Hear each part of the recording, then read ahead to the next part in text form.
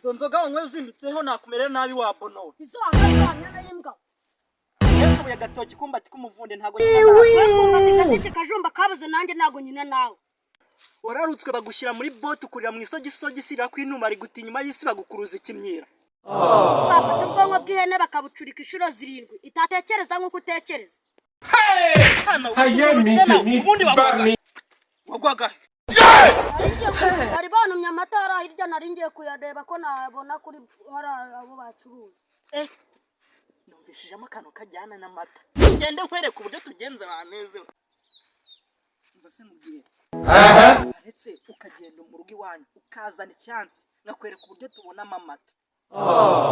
Ariko se ko nzi ko itungo mufite rirerire ari inkwavu ayo mata yo yaraboneka.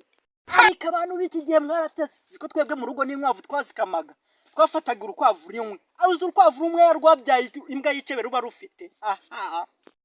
Ko nibihuwa numva. Wowe kijyanye nkaho tugiye gukama inkwavu. Utambwira ko tugiye gukama inkwavu. Oya ntago ari urukwavu tugiye gukama. Tugiye gukama ihene yo yisumbuyeho.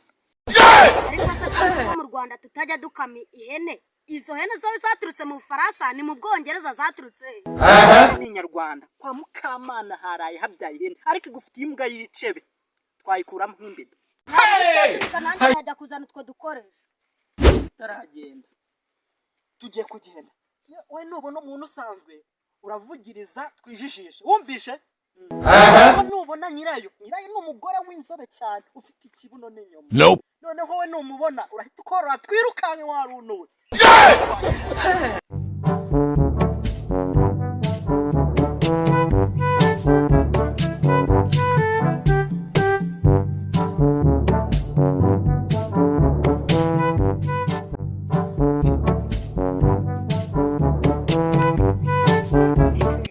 Amashunushunu ni meza kuri papa wawe urwaye bwanjye.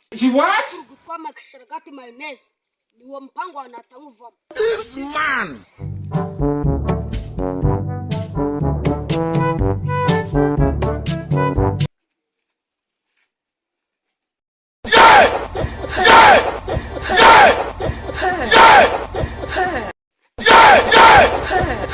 Why are you running?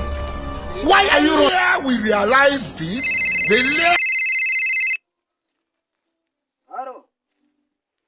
Uburatse gake yandaje hari ahantu naziritse ngiye kubazanya ikibuga ndahita nza nkurebe. Nari bikabisa nyuma y'iminota 3.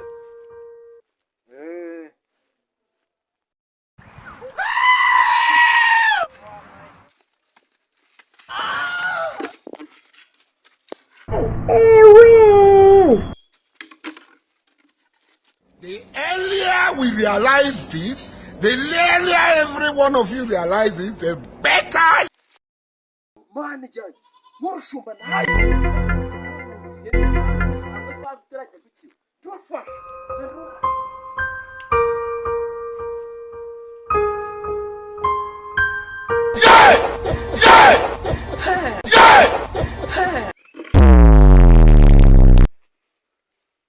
Not be juju be that. Why are you running? Why are you running?